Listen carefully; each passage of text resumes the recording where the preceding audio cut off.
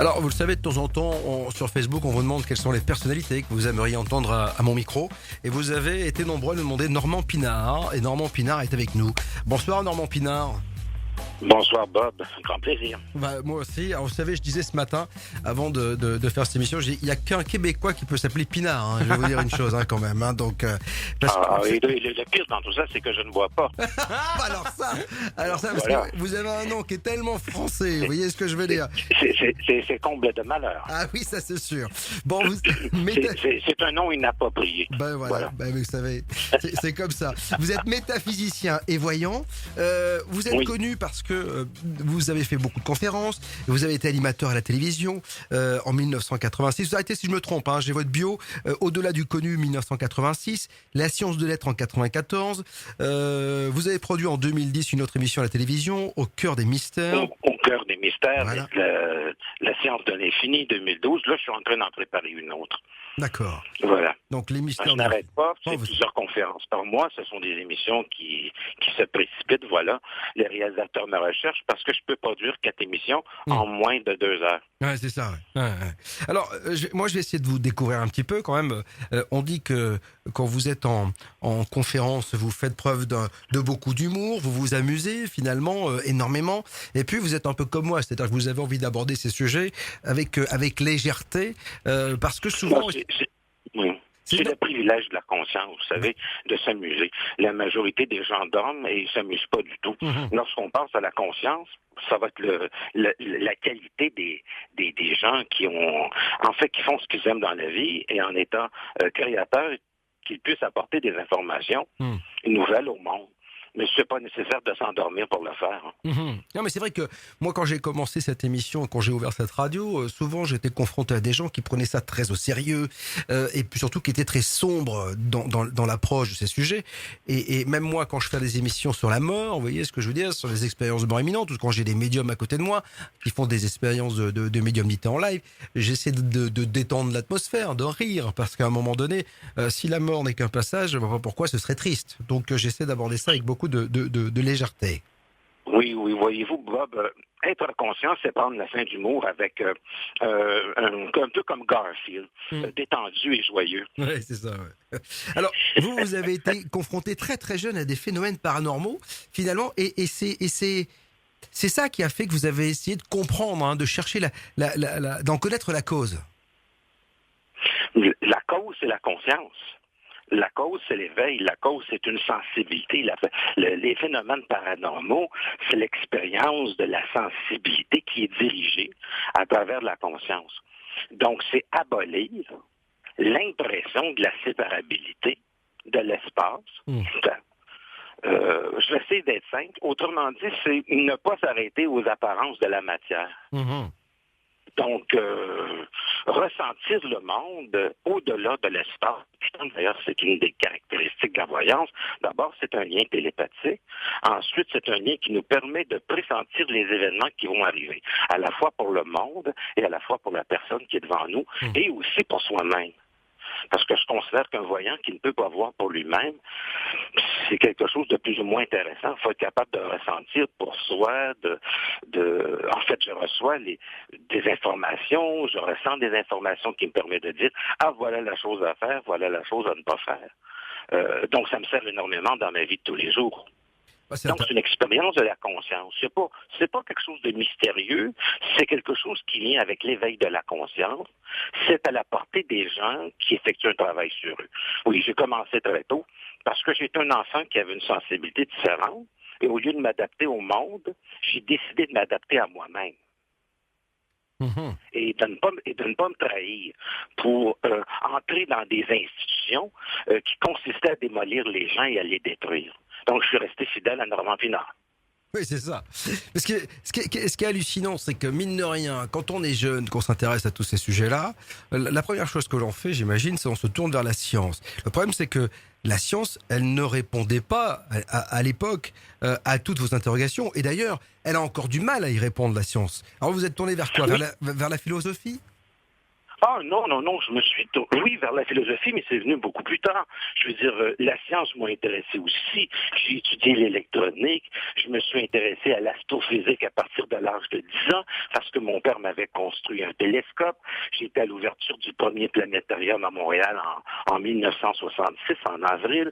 Non, la science m'a énormément intéressé, mais effectivement, Bob, lorsque la science ne répondait plus à mes questions, je me suis tourné vers la philosophie, qui m'a donné l'occasion de pratiquer un esprit plus aiguisé avec des gens qui avaient une connaissance absolument extraordinaire. Mhm. Et aussi d'aborder une des branches de la philosophie qui est de la métaphysique. D'accord. Et de la métaphysique à la parapsychologie, comme on va retrouver, par exemple, dans le monde immatériel de Schopenhauer. J'ai étudié certains philosophes et ça a été absolument extraordinaire. Ces gens-là ont répondu à mes questions jusqu'à un philosophe très contemporain, très moderne, qui est en France en ce moment, que j'aime beaucoup, qui est Bertrand Meyers.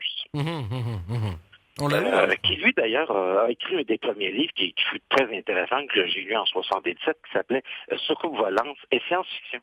Alors, j'ai dit, lui, il a une bonne intuition. Alors, vous avez raison pour dire que je suis allé vers la philosophie. J'ai trouvé ça intéressant. Donc, je ne vois pas une dissociation, ça c'est très important, entre la science et le paranormal. Pour moi, c'est des choses qui vont unir éventuellement lorsque certains scientifiques vont être assez ouverts pour mettre un budget pour essayer de savoir comment fonctionne le cerveau humain, comment fonctionne l'univers. Et puis, évidemment, ça va prendre quelques milliards de dollars. Ouais. Au lieu de le placer dans la destruction ou dans des armes, de le placer dans le développement de l'être humain. Et à ce moment-là, on va être capable de comprendre le fonctionnement des phénomènes paranormaux qui vont devenir, en fait, normaux. On va les comprendre, on va les saisir et ça va permettre à l'être humain de connaître son univers d'une manière qui est absolument extraordinaire et de pouvoir influencer, ça c'est très important, les événements au-delà de l'espace et du temps. Ce qu'on appelle un petit peu la magie, qui n'est pas de la magie noire, c'est simplement que lorsqu'un individu est épanoui, il attire à lui les individus qui sont importants et les individus qui lui permettent, les situations qui lui permettent de s'épanouir. Oui, mais ça j'entends bien. Souvent, les gens me disent tu dégages du positif, tu vas accueillir du positif, etc. Sauf que vous savez très bien, Normand, que la vie, elle nous savonne la planche tous les jours. Et on est en pleine crise, on a du mal à payer les factures. C'est difficile d'être toujours dans un état de positif qui va nous permettre d'accueillir du positif. Oui, mais par contre, je n'ai pas de culpabilité fondamentale en moi. La culpabilité fondamentale que nous retrouvons en Europe, je regarde par exemple le dernier siècle, parce que moi je regarde toujours la réalité comme des jumelles, mais renversées. Ça me permet d'avoir un grand angle de la réalité. Quand même, vous avez eu deux guerres mondiales, hein? 14-18, la dernière guerre de 39-45. Et on a eu des petits moments de pause. Hein. Après la Première Guerre mondiale, on a eu les années folles. Après la dernière guerre, il y a eu les baby boomers. On s'autorise un moment de joie avec beaucoup de peine. Moi, je ne fonctionne pas comme ça. Il n'y a pas de culpabilité fondamentale en moi. Il n'y a pas d'agneau sacrifié. Je ne fais pas partie de l'inconscient collectif du monde, qui est bien stupide, qui consiste à suivre le monde dans son néant. Je me constitue. Je suis un être. Je suis un individu éveillé qui échappe à l'entendement d'un monde qui cherche à s'autodétruire en utilisant différentes formes. En ce moment, l'Europe est à feu et à sang au niveau économique et pourtant les gens ont travaillé très fort. Mais tant et aussi longtemps qu'une population garde en elle un esprit de culpabilité, elle attire les conséquences de sa culpabilité. Et entre autres, en ce moment, c'est des grandes difficultés financières. Vous savez très bien que ces problèmes économiques, en partant, sont faux et qui sont fabriqués par les banques. Donc en fait, c'est le principe de l'égrégore. C'est un principe, ou d'une certaine manière, si on peut l'employer comme ça, oui. Je dirais que c'est un principe d'un dégagement de l'inconscient collectif qui dit, bien, on se sent coupable et on va fabriquer des événements pour nous punir. C'est ça. Bien oui, sauf que ça fait 4000 ans que ça dure. On peut changer de disque à un moment donné. Donc, la métaphysique, c'est comprendre ça. La voyance, c'est voir à travers ça. Puis ma voyance, lorsque les individus viennent me voir, c'est non seulement de voir la voyance, mais c'est de leur dire aussi qu'il peut arriver telle chose. Changer les probabilités. nous voyons des probabilités, mais nous pouvons faire en sorte que l'individu puisse changer.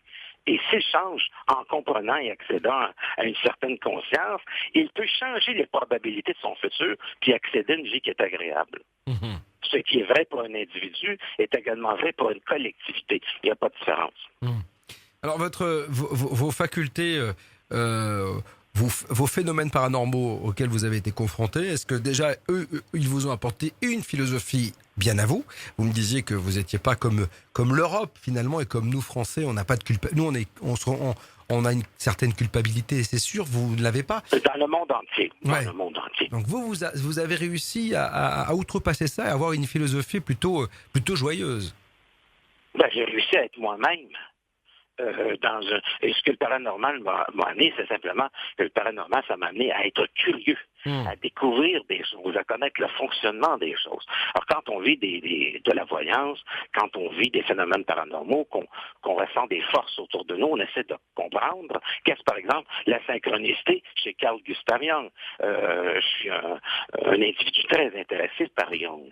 Donc, j'ai essayé de comprendre le fonctionnement de comment se fait-il que l'on pense à quelqu'un qu'on n'a pas vu depuis une dizaine d'années, qu'on le rencontre le soir même ou le lendemain.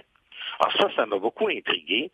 Et à partir de ce moment-là, c'est là que j'ai découvert que le monde est en nous et que lorsqu'on regarde le monde vers l'extérieur, on regarde les représentations de la relation émotive que l'on a à l'intérieur de soi-même. Alors ça, c'est vraiment extraordinaire. Ça a été ma découverte. Je me suis dit, tel que je me conçois, je rencontre des gens qui vont ressembler à la conception que je me fais de la réalité à l'intérieur de moi-même, entre ma conscience, mon subconscient et mon inconscient. Et ça, c'est génial parce que je me suis dit, c'est très simple. Si je veux changer le monde, je me change. Mm-hmm. Je change la perception pour changer les événements qui vont m'arriver. Est-ce que vous comprenez? Tout à fait. Donc, vous me dites, si vous trouvez ça un petit peu difficile, je vais essayer de le simplifier. Non, ne vous inquiétez pas. Depuis le temps que je fais ces émissions, je commence à tout comprendre. La chose que j'ai du mal à saisir... Bon, alors j'ai bien compris que finalement, on est entouré de gens qu'on a choisis. C'est en fonction de l'état dans lequel on est entouré de gens qui nous ressemblent et qui ressemblent à notre nous intérieur. Mais c'est quand une personne, vous savez, elle est entraînée dans une spirale négative. Donc ça expliquerait que souvent, vous savez, quand une personne va mal, elle prend dans la tête, et tous les événements négatifs s'enchaînent. C'est ça? Ça veut dire que finalement, on attire à soi que les choses que l'on ressent à l'intérieur de soi? Oui, mais il faut être influencé. Si j'ai une influence négative, en partant, on vit dans une société qui est extrêmement négative. Ouais. Les gens en ce moment, autant à Montréal, ont une vision déprimée de la réalité. Donc, il faut être capable de se dégager de ça. Mais aussi de comprendre pourquoi les gens vivent ça, c'est-à-dire de ne pas embarquer dans le moule de la stupidité, de la peur, de la paranoïa collective. Déjà là, en partant, je ne dis pas que c'est une chose qui est facile, mais c'est évitable. Parce qu'à force de penser à la fin du monde, vous savez, il y a eu pas tellement longtemps un météore qui est passé très proche de la Terre, un astéroïde. Et la même journée, mais au même moment, il y a eu un météore qui est tombé en Russie. Dans les mêmes heures et dans la même journée. Alors, j'appelle ça une construction psychologique du monde qui va se matérialiser dans le monde. Comprenez-vous? Donc, nous pensons à des craintes, nous pensons à des choses, nous pensons que cela est normal. Non, c'est pas normal. Nous ne sommes pas faits pour la misère, la pauvreté et avoir à subir des choses. Mais cependant, à force de l'entendre dès la petite enfance, nous croyons que c'est normal et nous sommes acheteurs de cette chose-là. Et métaphysiquement, nous avons le pouvoir, et c'est ça qui est extrêmement important, nous avons le pouvoir de deux choses, soit de s'autodétruire, ou alors d'accéder à une vie qui est plaisante. Alors, ce qui est vrai dans un sens, au sens de l'autodestruction, est également vrai dans le sens de construire. Oui, on a notre destin en nous, quoi, en fait, tout simplement, c'est ce que vous essayez de dire. Si on passe à la conscience, on a notre destin en nous. Si on ne passe pas à la conscience, on est victime du monde. Ouais. Et on va subir l'autodestruction, c'est-à-dire qu'on va suivre l'abattoir et on va être abattu simplement. Donc, je me fais objecteur de conscience de la stupidité dans le monde. Être soi-même au pays des gens qui ne sont pas eux-mêmes. Moi, je ne crois pas à ces crises économiques-là. Vous savez très bien qu'elles sont fabriquées de toutes pièces, mais les gens la subissent. Mais pourquoi, Normand, on s'est laissé voler nos vies finalement? Parce que nous ne sommes pas maîtres de nos vies. C'est-à-dire? C'est-à-dire que la majorité des gens suivent les autres. Donc ils n'ont pas encore... C'est des moutons, quoi, en fait, c'est ça. Un processus d'individualité. Ils sont comme le monde, mais ils ne sont pas comme eux-mêmes. Ils suivent les autres. Ils n'ont pas encore atteint leur véritable moi. Ils ont un moi collectif. Et devenir conscient, c'est passer à une conscience collective, à un moi collectif, à un moi qui est soi, qui n'appartient pas au monde.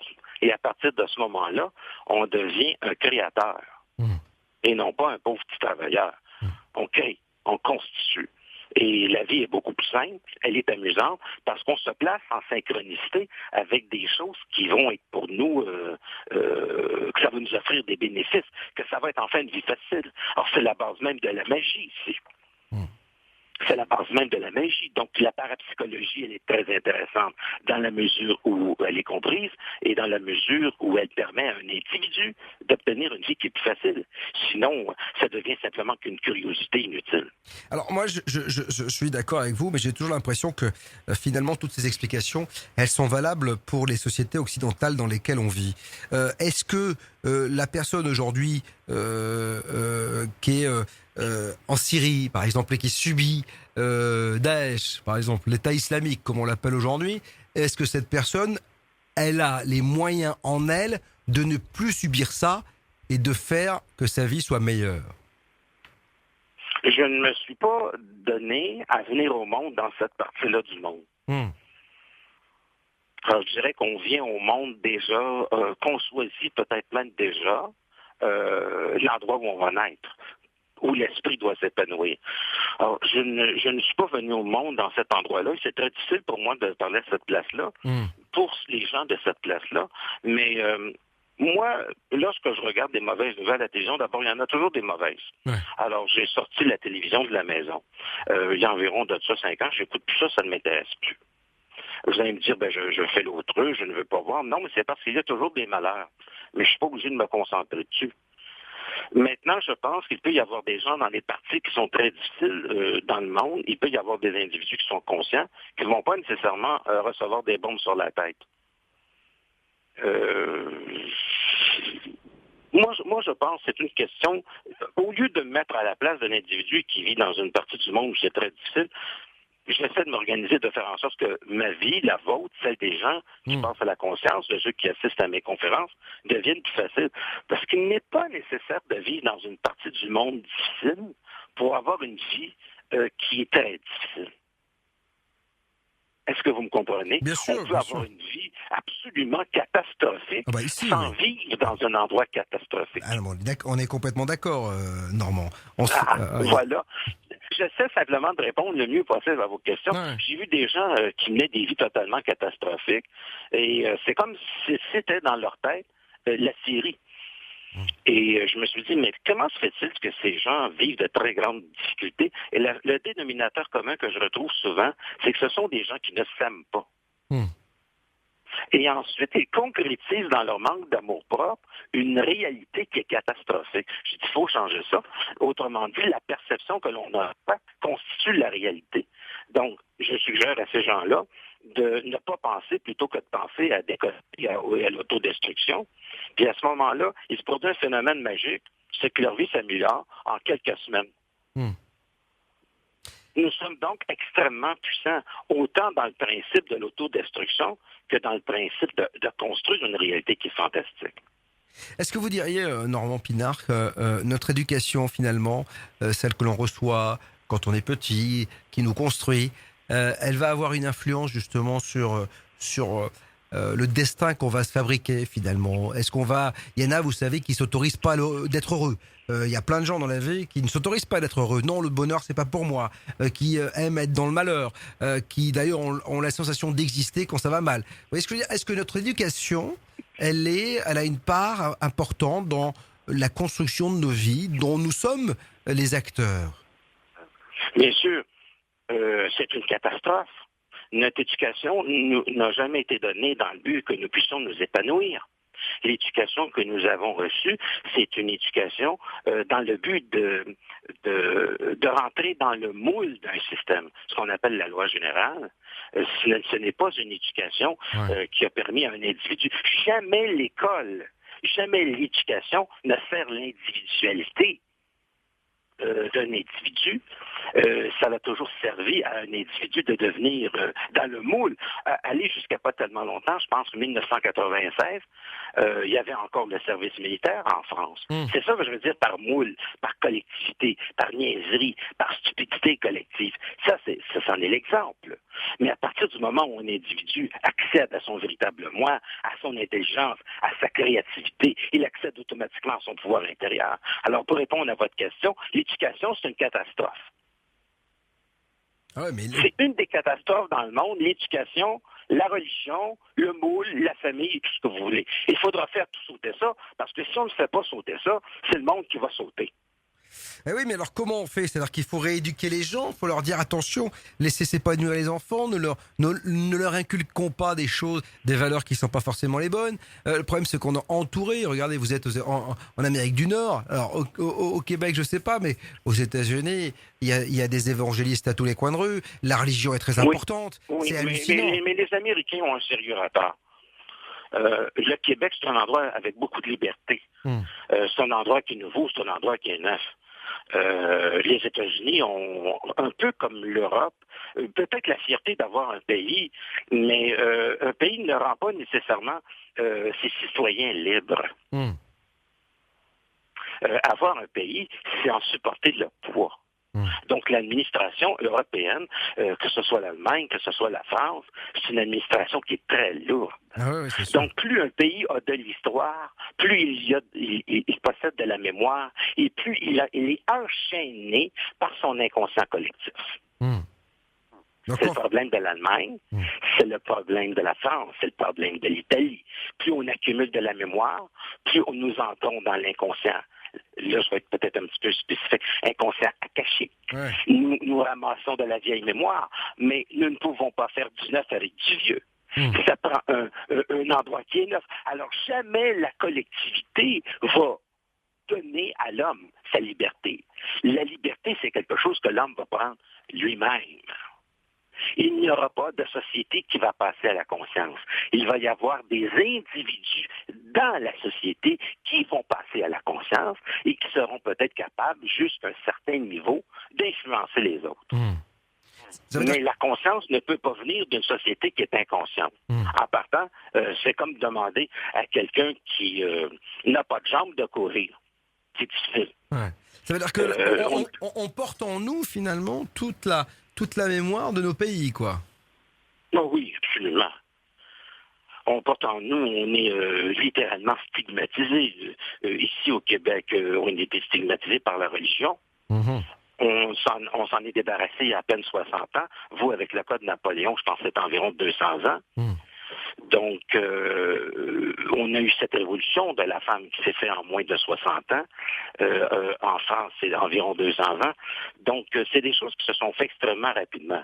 Mais j'en reviens au pouvoir personnel, parce que c'est politique, ça. À partir du moment où l'individu accède à sa conscience, il veut il se donne une individualité. C'est-à-dire qu'il n'est plus le monde. Il habite dans le monde, mais il ne pense plus en termes du monde. Je ne peux pas dire que je suis un individu qui va adorer le football, on se comprend. Ma perception du monde ne me permet pas de jouir parce que je vais regarder une partie de football. Parce que je ne trouve pas ça intéressant, dans le sens que moi, un ballon qui rentre dans un panier, pour moi, c'est abstrait. J'arrive pas à dire, j'arrive pas à monter dans ce qui est collectif. Donc, vu que je m'appartiens, mes valeurs, ma vision que j'ai sur le monde est totalement différente, mais en même temps, ça me permet d'accéder à une vie que je constitue. C'est-à-dire que un individu qui est dans sa conscience possède le pouvoir de créer le monde, de le changer, de se placer dans une autre spatio-temporalité, lui permettant de constituer une phénoménologie du monde qui lui est appropriée. Cependant, un individu qui est inconscient sait parfaitement la même chose, et fait parfaitement la même chose, mais dans le but de se détruire. Mais il ne le sait pas. Autrement dit, je vais le dire en mots très très simples, le cerveau, je vais le dire comme ça, le cerveau humain est très puissant, que vous soyez conscient ou inconscient, il va faire son œuvre. Alors, Normand Pinard, on va faire un break dans cette discussion, on va se retrouver dans une poignée de secondes pour continuer à parler de tout cela, métaphysicien et voyant. Si vous voulez réagir à ce que dit Normand Pinard ce soir, vous qui nous écoutez, vous avez pour cela les réseaux sociaux, le Facebook Bob vous dit toute la vérité, ou le Twitter #BTLV. Ceux qui l'aiment l'écoutent pour savoir ce qu'il va dire. Ceux qui en ont peur aussi. Tous les soirs dès 21h sur BTLV, Bob vous dit toute la vérité. C'est ici que ça se passe, c'est nulle part ailleurs. Parlez-en autour de vous, aux 4 coins du pays. Marc, notre webmaster, nous disait qu'il n'y a que 2 pays dans le monde où il n'y a pas d'abonnés à BTLV. C'est quand même assez incroyable. Énorme. 192 pays dans le monde et 190 comptent des abonnés à cette radio unique en France et en Europe. Et alors notre premier pays d'abonnement, c'est la France bien sûr, mais le deuxième c'est le Québec. Et nous sommes avec un Québécois quand même ce soir, Normand Pinard, métaphysicien et voyant. Normand, on continue à découvrir votre philosophie de vie, finalement, vos travaux. Vous êtes voyant, et on dit un voyant ultra célèbre, exceptionnel. Dites-moi, cette voyance, finalement, déjà, pourquoi elle ne vous est donnée qu'à vous, ou à certains d'entre vous? Pourquoi et qui vous parle? Et est-ce que vous avez découvert le sens de la vie? Le sens de la vie, c'est de vivre. Il n'y a pas véritablement de sens dans la vie, parce que il n'y a pas de sens dans la vie. Mais lorsque l'individu s'éveille, qu'il passe à la conscience, il lui en donne un. Alors, le sens de la vie ne prend forme que dans la mesure où on le crée. Si un individu ne possède pas cette créativité-là, la vie n'a pas de sens. Il faut donc lui en donner un. Vous m'avez demandé tantôt que l'individu devait, s'il y avait des gens qui lui parlaient. Il faut regarder un petit peu du côté de Carl Gustav Jung, la relation entre l'inconscient. L'inconscient, je l'entends ici, non pas dans le sens thérapeutique, je l'entends dans le sens de jungien, c'est-à-dire dans le sens de l'infini que vous avez en vous, que la possibilité de passer à la conscience. Donc, c'est une connexion avec soi. Je ne vois pas comment des gens décédés qui n'ont pas été conscients et intelligents de leur vie peuvent, une fois qu'ils sont décédés, rendre les vivants plus intelligents. C'est plutôt à l'être humain dans sa conscience, s'il entre en contact avec des gens qui sont décédés, ça sera son rôle de les rendre plus intelligents, et non pas l'inverse. Les morts ne peuvent pas rendre nécessairement l'être humain plus conscient. Ils peuvent même, je dirais, jusqu'à un certain degré, l'emmerder. Ah, c'est intéressant ce que vous dites là. C'est intéressant, Normand, parce que la plupart du temps, les gens disent on est aidé par les êtres qui sont passés de l'autre côté, ils nous aident. Vous dites que c'est nous qui pouvons plus les aider. Ah oui, absolument. Moi, j'ai l'impression que, regardez, les Amérindiens avaient un contact très pur avec le monde de la mort, mais ça ne les a pas empêchés de se faire massacrer. Il faut faire attention. Le monde de la mort, vous avez des sacrés farceurs, hein? Et vous pouvez avoir des informations qui peuvent être précises, mais le monde de la mort, en général, est un monde dangereux. Parce que c'est un peu comme de laisser la porte ouverte. C'est très bien, mais si vous quittez votre domicile, vous laissez la porte ouverte, vous risquez de vous faire voler. Alors, je ne laisserai pas les fenêtres et les portes ouvertes au monde de la mort sans savoir avec qui et avec quoi je communique. Et les gens me demandent souvent, mais comment vous le savez? Ben, je regarde par les fruits. Le monde de la mort est intéressant. Et il nous visite surtout extrêmement facilement la nuit. Mais pourquoi la nuit? Pourquoi la nuit, Normand? Parce que dans le monde des rêves, il n'est pas censuré par le mental et le monde de la mort peut venir facilement visiter dans nos rêves. Je l'ai encore dernièrement expérimenté parce que j'ai perdu en moins d'1 an mes 2 parents qui étaient âgés respectivement de 93 ans. Donc, c'est facile d'avoir un lien avec le monde de la mort si nous avons le même sang. Dans une famille. C'est quelque chose de facile. Mais être en contact avec des esprits, des entités, des forces, c'est que parfois, ils peuvent donner des informations qui sont extrêmement précises et parfois, ça peut être des informations catastrophiques, autant pour nous que pour les autres. Donc, ce qui n'est pas le cas lorsqu'un individu siège dans sa conscience.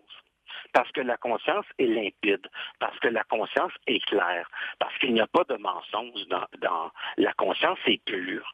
Et nous sommes certains que lorsqu'un individu effectue un travail d'éveil sur lui-même, que les informations qu'il va obtenir à travers son intuition, à travers des visions, sont extrêmement précises. Mais dites-moi, c'est vachement important ce que vous me dites là, Normand, parce qu'il y a plein de gens qui prennent pour argent comptant tout ce que leur disent un voyant ou une voyante. Et si la voyante ne maîtrise pas bien et se laisse embarquer par un esprit farceur, par quelqu'un qui lui donne une mauvaise information, ça peut être dramatique pour le vivant. Vous venez de comprendre que même les gens normaux qui se promènent sur la rue peuvent être possédés par des forces qui viennent de la mort ou de plans extradimensionnels, et ça peut mener leur vie à une catastrophe.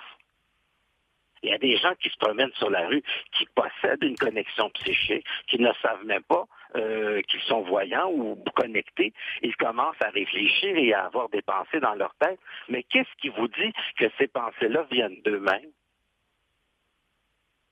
Ils peuvent être victimes. Il y a beaucoup de gens qui tuent des gens en se disant « J'ai entendu une voix dans ma tête me dire que je devais déposer une bombe à tel endroit ou que je devais tuer ma mère ou mes enfants. J'ai entendu une voix. » Il faut être capable de voir la voix qu'on entend, là, c'est quoi? Comprenez-vous? Alors oui, il y a plein de voyants qui sont connectés. Nous, ici au Québec, on a une expression pour ça. Il y a beaucoup de voyants qui ont les yeux dans la graisse de bine. C'est dans la graisse de fève au lard. Et le problème, c'est vu à travers un prisme, un filtre complètement déformant. C'est très difficile de dire, mais l'information que j'obtiens, là, est-ce qu'elle est valable pour moi? Est-ce qu'elle est valable pour les autres? Ou est-ce que c'est de la connerie? Alors, si on a tant de voyants, mais dites-moi pourquoi le monde est un enfer comme celui-là. Pourquoi les informations sont-ils tantôt extrêmement précis? À un moment donné, c'est à côté de comme on dit, c'est à côté du chemin de fer, à côté de la traque, c'est une expression québécoise, pour dire le TGV va dérailler. Non, il y a une très grande différence entre être possédé par des forces et d'être sous l'emprise d'une lucidité qui est le résultat d'un long travail. Il y a des gens qui me disent, oui, moi, les gens sont devenus voyants à la suite d'un accident de voiture. C'est bon, mais j'aimerais mieux que ce soit à la suite d'un travail sur soi plutôt que d'un accident. Si on devient plus intelligent parce qu'on tombe en bas de 4 ou 5 étages, je suis pas sûr de la qualité du cerveau. C'est un peu comme un cerveau qui est dans un bocal, dire je vais le prendre, je vais l'arracher à la tête de quelqu'un, je vais le garocher sur le mur, peut-être qu'en le greffant à un être humain, peut-être que ça va devenir plus intéressant. Ben, si c'est une manière d'exciter des cellules, moi je pense que ça va être des conneries. Écoutez, un individu qui fait un travail sur lui, de limpidité, d'abord, c'est peut commencer par la philosophie, c'est un domaine intéressant. Mais qui effectue un travail sur lui, qui atteint une clarté, je dirais même la sérénité. C'est-à-dire la capacité de ne plus penser à rien. Faire le plein en faisant le vide. C'est la base du yoga. Même si je me méfie du yoga, parce qu'il est trop souvent spiritualisé à travers une philosophie indienne qui ne nous appartient pas. J'ai souvent pensé que les Indes, c'était une surface de grande consommation de toutes sortes de pensées. Moi, je n'accède pas à aucune forme de pensée. J'accède à une pensée qui est vérifiée, c'est-à-dire la mienne. Donc, je suis sûr, donc je suis certain, je ne suis pas un être de connaissance, je suis un être de savoir, c'est-à-dire que je crois ce que j'ai vécu, je crois ce que je suis. Alors, je ne suis pas un individu qui va lire et dire, voilà, c'est très intéressant. Si je ne l'ai pas expérimenté, pour moi, ça n'a aucune valeur. Alors, je ne suis pas soumis à dire je vais croire en quelque chose, puis on va fonder encore une autre religion. Je ne suis pas un individu qui croit, je suis un individu qui sait. Vous savez... Alors, quand on expérimente, on sait. Ouais. Alors ça c'est très important. C'est vrai que on ne peut pas. Si vous savez, j'avais un oncle qui me disait tant que tu ne goûtes pas, tu peux pas dire que c'est pas bon. Vous voyez, c'est un peu la même chose. C'est un peu la même chose. Mais c'est la même chose avec les entités. Alors on reconnaît un arbre à six fruits. Si l'entité commence à déconner et que l'individu commence à allumer des il y a une voix qui lui dit je vais allumer beaucoup de chandelles dans la maison. C'est très intéressant. Je vais faire venir des morts, des esprits. Oui, c'est très intéressant. Mais si à la fin de la journée la maison va passer au feu, je pense que c'était mieux de pas communiquer avec des chandelles. C'est sûr. Peut-être que des petites lumières auraient fait l'affaire. Oui, c'est sûr. Vous savez, tout à l'heure, Normand, tout à l'heure, vous m'avez dit quelque chose de très intéressant. Vous m'avez dit finalement, l'ensemble du monde ou des gens qui vivent sur cette planète sont un peu comme des moutons, c'est-à-dire qu'en fait, ils sont pas éveillés. Est-ce que vous diriez que les gens qui dirigent ce monde aujourd'hui sont conscients de cet état un peu de troupeau dans lequel nous sommes et que ça les arrange bien et que ces gens qui nous dirigent ont bien plus de connaissances de ce dont on vient parler de ce soir qu'ils veulent bien nous le faire comprendre? Les gens sont dirigés dans la mesure où ils se comportent en moutons. Eh oui. Ça, c'est pour répondre à votre question. Est-ce que ces gens qui nous dirigent ont une bonne intention? Mais pourquoi auraient-ils une bonne intention lorsqu'ils ont l'intention de nous manger? Les gens qui dirigent un monde inconscient n'est pas là pour faire de cadeaux, il est là par cupidité, par pouvoir, par domination. Ça fait 4000 ans que ça dure, que ce soit à travers la religion, que ce soit à travers la politique. Corrigez-moi si je me trompe, ça fait 4000 ans que ça dure. Nous portons toujours le même chandail et on change la couleur. En fait, vous connaissez ça en France. Vous passez d'un gouvernement à l'autre, c'est toujours le même chandail, c'est juste la couleur qui change. C'est sûr. Et à ce moment-là, vous dites, c'est drôle, mais on se fait toujours avoir. Évidemment, c'est toujours le même clown. C'est toujours le même pouvoir. Ici, au Québec, on est très libre de parler de politique. Je ne sais pas en France, parce que moi, je me laisse être, donc je ne me censure pas. Je dis simplement, on ne peut pas compter sur la politique, on ne peut pas compter sur le pouvoir en se disant, ces gens libérés, voyons, dirigés par des banques, ils sont dirigés par l'argent. Excusez-moi l'expression un peu vulgaire, mais l'argent, c'est fait pour enculer tout le monde. C'est tout. Je veux dire, il n'y a pas de gens au-dessus de vous que vous placez au-dessus de vous qui va vous faire un cadeau.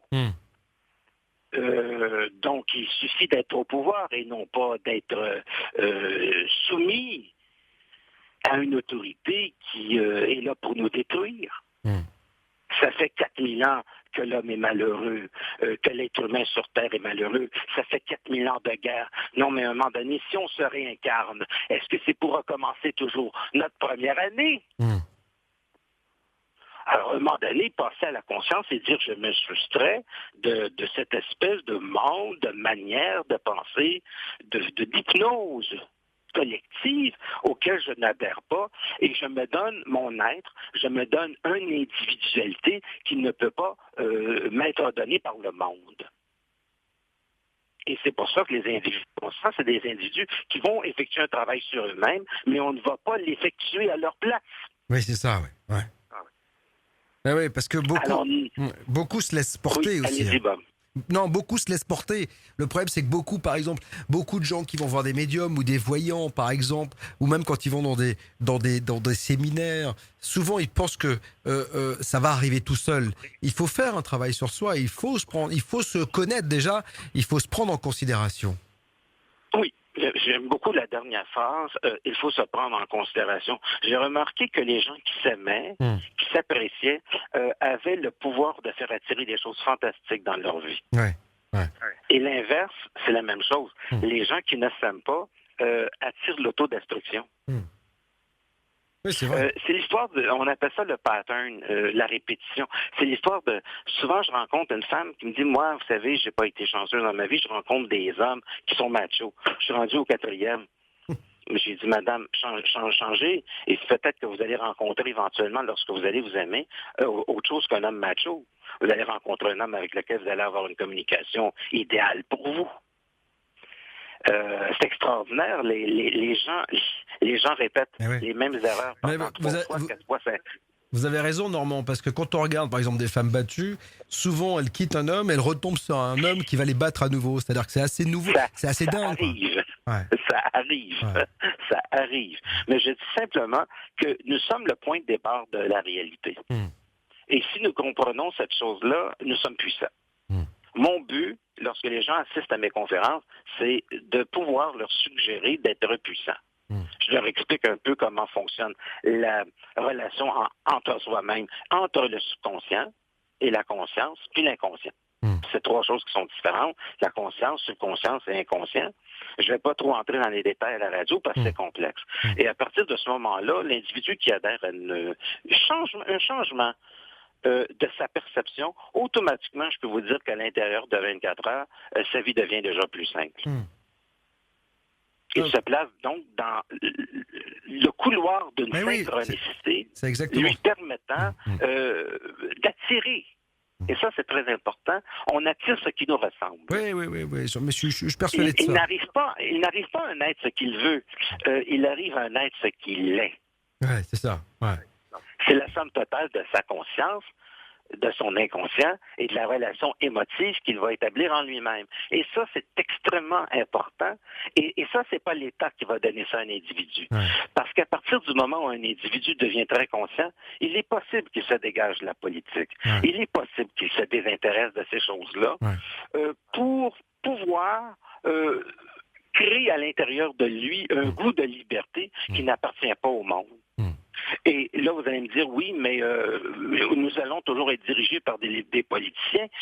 Oui, mais à partir du moment où les individus dans une collectivité commencent à devenir conscients, ils choisissent des politiciens d'une manière intuitive. Et ils sont capables de dire, je ne voterai pas pour ces gens-là, ils ne sont pas intéressants, et lorsqu'il y aura un individu intéressant, je voterai pour cet individu-là. Alors, autrement dit, d'une société consciente naîtra des hommes politiques conscients. Ouais, je suis totalement d'accord avec vous. Les gens se mettent dans des situations et se disent pourquoi ça m'arrive et pourquoi. Mais c'est vrai que c'est tous les jours, vous savez. Moi, je pense souvent, on se demande toujours pourquoi tel acteur est devenu une star internationale ou tel autre qui avait autant de talent est resté acteur de seconde zone ou même pas, ou de théâtre subventionné. Et en fait, souvent, moi qui ai eu qui ai fait un peu de théâtre à titre professionnel, puisque j'ai été comédien dans ma vie, souvent, quand je rencontrais des immenses stars, c'est-à-dire qu'il y avait comment dire, c'était en elle. Vous voyez ce que je veux dire? C'est-à-dire que ça se dégageait, ça irradiait, voilà, ça irradiait tout simplement. Ils avaient des prédispositions. Oui, c'est ils avaient des prédispositions. Je me suis retrouvé à 22 ans, une question de m'amuser à un moment donné. J'avais un ami qui me dit, est-ce que ça te tente de jouer dans un petit film? Parce que ça m'intéressait. Ouais. Et je me suis retrouvé en moins de 24 heures à tourner une petite scène de figuration, on se reconnaît, qui était dirigée par Carlo Ponti et avec Sophia Loren. Oh là là, oui. J'ai dit, tiens, ça va me faire un bon souvenir. C'est sûr. et c'est une époque où il était extrêmement joli, 1976. Elle était au top. Et Carlo Ponti. Alors, c'est des petits moments de vie qu'on n'oublie pas. Et c'est à ce moment-là aussi, mais très, très jeune, parce que j'ai commencé à 10 ans à m'intéresser au paranormal, je me suis dit, c'est vraiment fantastique. On peut tout. Oui, c'est vrai. On peut tout.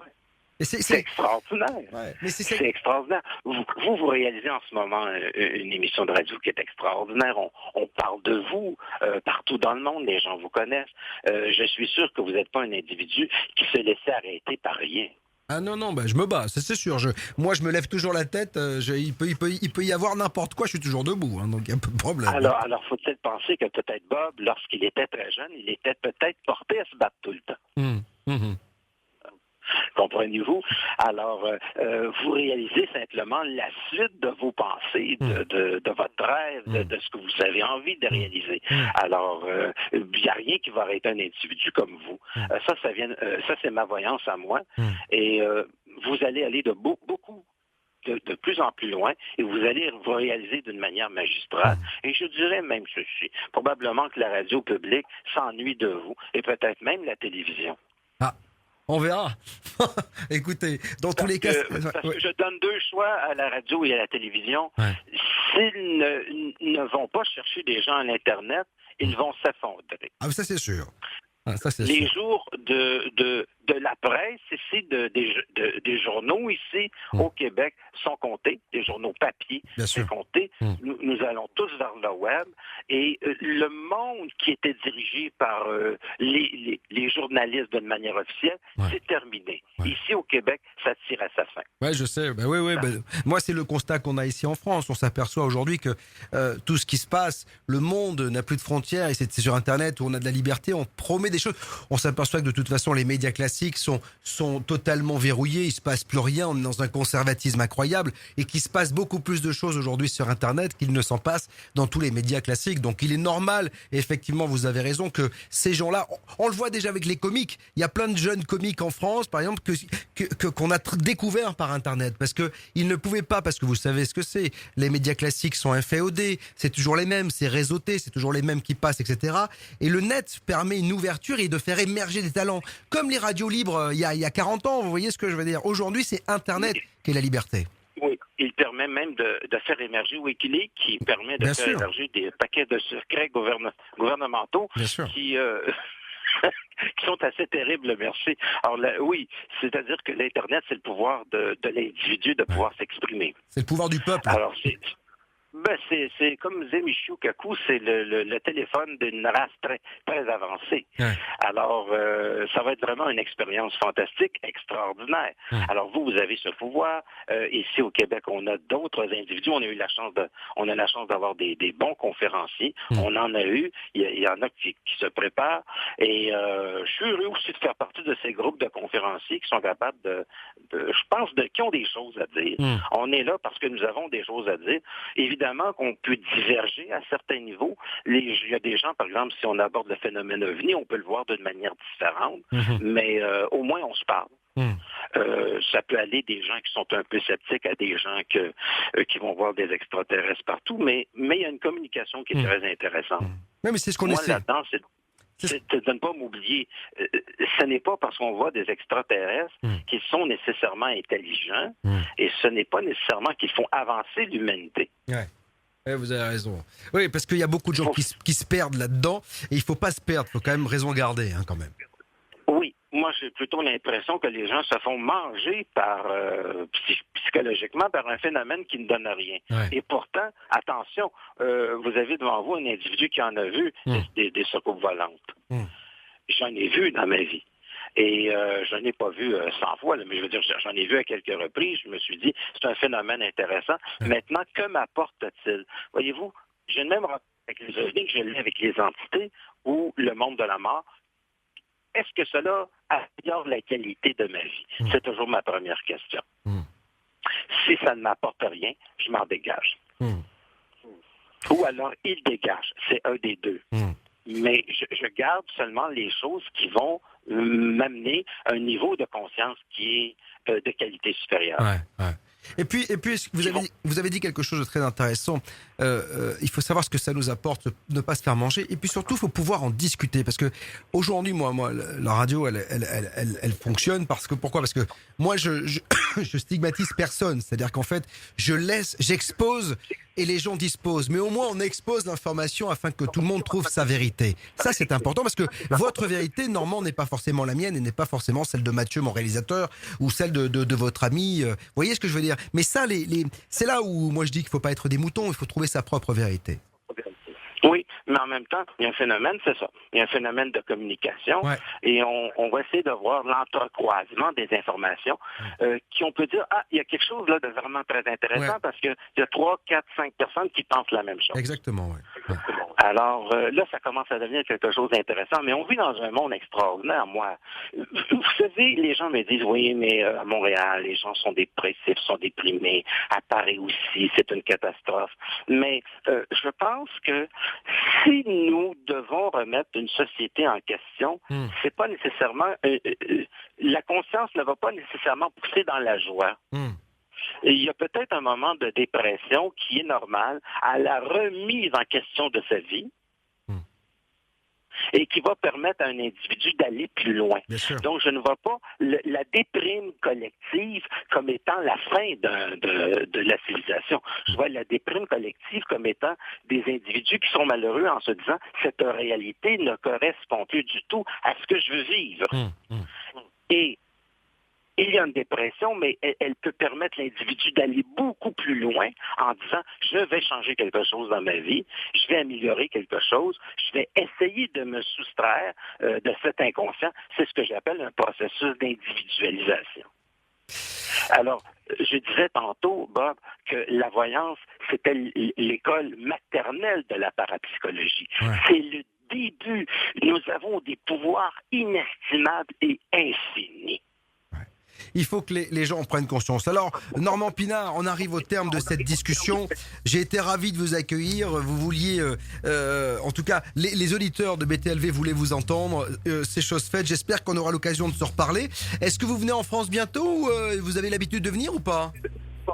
Ben, si les gens me veulent, qui me le disent sur Facebook, qui me le disent dans les réseaux sociaux, nous, vous savez, on est en personne, on est prêt à vous recevoir, ça va me faire plaisir. Bon, bah très bien. Absolument. Et puis nous, on organise des conférences bientôt, on essaiera peut-être de vous faire venir ici en France. En tout cas, merci Normand Pinard. Je rappelle que vous avez un site www.normandpinard.com, c'est ça ?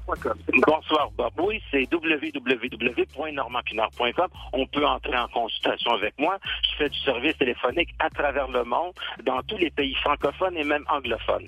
Alors, ce fut un très grand plaisir, Bob. Je vous dis bonsoir et à la prochaine.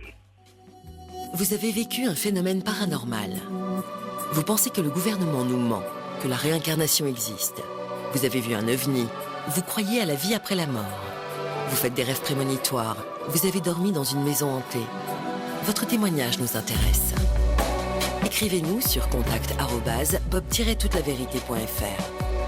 Eh oui, on vous propose de temps en temps des libres antennes, comme demain par exemple avec Anne Tuffigo qui sera là pour le contact avec vos défunts. Vous nous envoyez une photo, contact@bob-toutelaverité.fr et Anne rentre en contact avec les personnes qui vous sont chères. Elle est assez bluffante, hein. En étant encore à Poitiers il y a une dizaine de jours ensemble, elle a bouleversé toute la salle. Pascal Lafargue sera là, c'est une enquêtrice sur la réincarnation. Elle va aux quatre coins de la planète pour retrouver des personnes qui recherchent leur vie antérieure. La réincarnation est au cœur de sa vie, c'est fantastique. Les messages, les signes, les synchronicités, c'est ce qu'on fera demain avec Pascal. Et puis, on terminera avec Jean-Charles Chabot, Science et Hypnose. Voilà un beau programme en perspective. Parlez de nous autour de vous. Il n'y a que vous qui pouvez faire que cette station soit de plus en plus écoutée et compte de plus en plus d'abonnés. Ce n'est pas pour mon argent, ce n'est pas pour mon argent perso, mais plus on est riche, plus on peut vous proposer des choses que les autres ne vous proposent pas. Et c'est ça qui m'intéresse, vous offrir une autre radio, une autre information que celle distillée à longueur des journées par l'ensemble des médias. Sur ce, bonne nuit, et comme je le dis tous les soirs, aux quatre coins du monde, faites de beaux rêves ou de jolis cauchemars. Vous vous posez des questions sur les mystères de la vie. Tous les soirs sur BTLV, découvrez les réponses dans Bob vous dit toute la vérité.